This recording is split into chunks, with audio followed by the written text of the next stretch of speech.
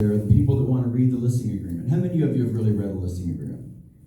I mean the whole thing, front to back, come on. You know what I mean? Most of us, you just get the form from the association and they're sitting there on the back and they got a post-it note on line 237, subparagraph B, and you're like, oh, I never saw that. You can't do that, right? Not with that personality. You have to know exactly what they want to talk about, and you have to address it in exactly the way they want to be spoken to. So hopefully that little tidbit will help.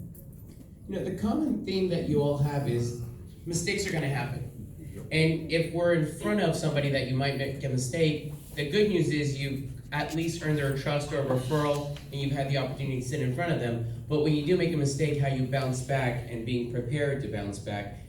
I've always thought being humble and just admitting your mistake quickly and moving on is important, versus we all know that person who holds on to their opinion even after they've been proven wrong and they don't want to give up, and that really breaks the trust down that you're having with somebody that might be your next potential client. Totally. I've got something on that. Please. So yeah, you gotta be humble, right?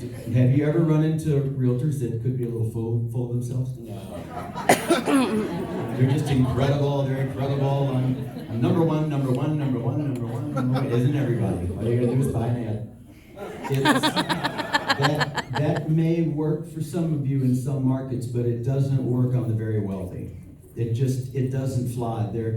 They expect you to be the trusted advisor, and you're there to help them, you're there to serve them, and we don't have a single conversation. They know that we're good. They already know that, because they got us from a referral, or they've already done their homework on us. They probably Googled us, and they've heard a little bit about us. So they know we're good, and you can't sit there and just be so full of yourself that you talk about, what's that saying they said if a realtor wrote an opera, it would be called me, me, me, me, me. Right? That is a thing. I heard that somewhere. I've never heard that before. I love it. And isn't it the truth though? So it's like, shut up. Don't talk about how incredible you are, because I get myself into a lot of issues when I spent the first 30 minutes talking about how incredible I was. And they're just sitting there staring at you like, you gonna shut up? And kind of like now. So on that note, in terms of trust and living up to your word, I have a client, she's about 82 years of age. She had back surgery, so she's on these painkillers all the time. So I met with her 3 times, and 3 times I told her, I said, you're so abusive, I cannot take this listing. It's about a $10 million listing. She had interviewed everyone in town, gorgeous property, flat acre in La Jolla, but she kept calling me. And so she really wanted me to list her house. I had sold a property adjacent to hers. It was one of the highest price sales in the area. So anyway, so I meet with her, I sign the listing. She says, look, I'm gonna sign this listing with you, and here's the marketing plan. And my last agent, which was a Sotheby's agent, didn't follow it, and I'm gonna sue them. Okay? So she was already like super litigious, on the wire, on the trigger. And I said, look, it's really straightforward. I have a marketing person, you give us the plan, boom, boom, boom. We have lots of properties like this.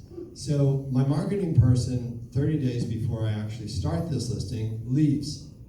And I get a new marketing person who's great, but doesn't really follow the plan completely. So we sign the listing, we go to market, and she wants a checklist of everything. So I tell my marketing person, hey, we've got all these events going on, check off everything we've done. So she checks off Dream Homes Premier magazine. So I email her the list, I open up the Dream Homes, and we're not in it. I open up the Premier, we're not in it. And I'm like, so I know I'm getting this phone call. So I get the phone call, you lied to me, you did this, you did that. So a couple of my other friends know her and said, oh my God, she's losing her mind. She's telling everybody what a bad job you're doing in the local club. And so I had told her to not do this before. So in a way, she's kind of like a little kid, but on the other hand, I said, you can't do that. If I make a mistake, I will fix it, I promise you. But now I've lied to her. So now I'm just screwed. So I go over to her house and I meet with her, and when I show up, I've got the checklist, and I've got some, a large portion of the ads, and I bring them all there, and I go, aren't you ecstatic about all the advertising we're doing? Aren't you just so impressed with it? And she's like, well, you didn't run this, and you didn't do that. And I said, well, I hope you went down to the club and told every single person you know how bad a job I'm doing. And she's like, what? What do you mean? I go, because that's really going to increase the value of your property. She goes, I would never do that. So I said, look, I have a new person. We made a mistake. I owned up to it. She ripped me a new one for probably an hour, and I had to suffer through all that. But what I did say is I said, look, we made a mistake, and I will make it up to you, and I promise I will do every ad that we committed to, and now we're fine. But I think the good news is look, you're going to make mistakes. Own up to your mistakes, recover, make your promises, move forward. But it is also not bad to banter. It's not a bad idea to push back a little bit sometime with a client so that they know that you're not a fool and that you're actually on their side saying, look, don't do that, don't run to the client. That's not going to get us a better number for your property. I'm not going anywhere. We got a 1-year contract. You know, we're in it together. So I do think that's important, to push back sometimes when it's appropriate and you feel like it's the right thing to do. I think it's really important because then they'll respect you more in the future.